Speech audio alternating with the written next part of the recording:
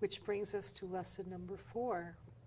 The power of fearless action with conviction. Yeah. So saying yes to the Lord, it isn't just saying yes and just squeaking out. It's going out there with conviction. Now, what amuses me is Mother was not afraid to speak her mind. Yes. And she could speak to heads of state and ask specifically for what it was she wanted in order to help the cause of the poorest of the poor. When she won the Nobel Prize or a fancy dinner was given in her honor, she was, take that money and put it, here, to the et poor, cetera, and so on. Yeah.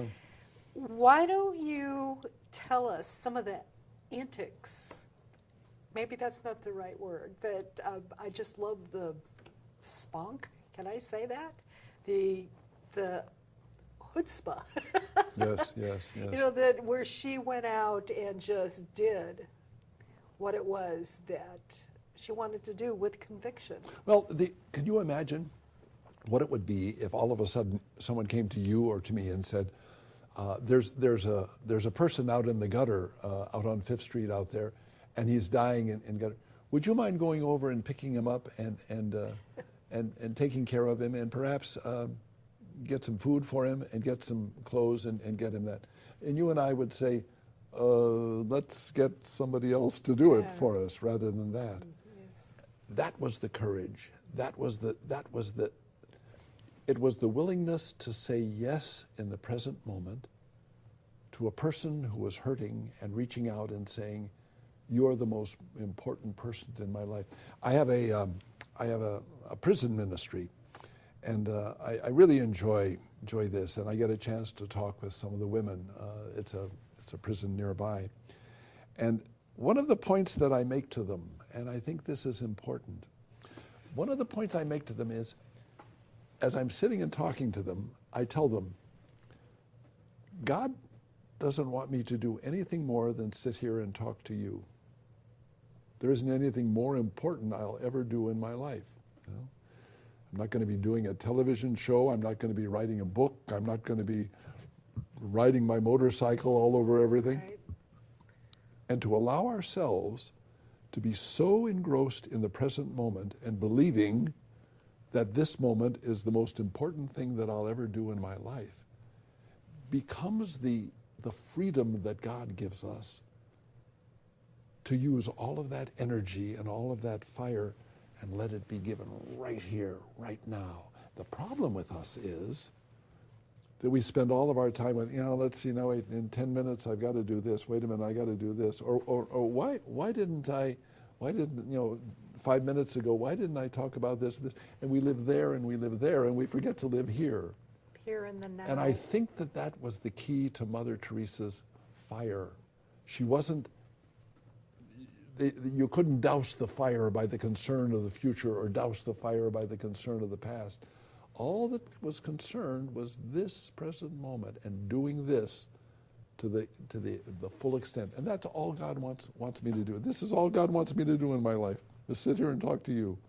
There's nothing more important I will ever do in my life. Wouldn't that be marvelous to be able to live that all the time? That is so true. And that actually reminds me of one of the quotes that she had said. She was asked at one time, how was she able to accomplish all that she did, which is huge.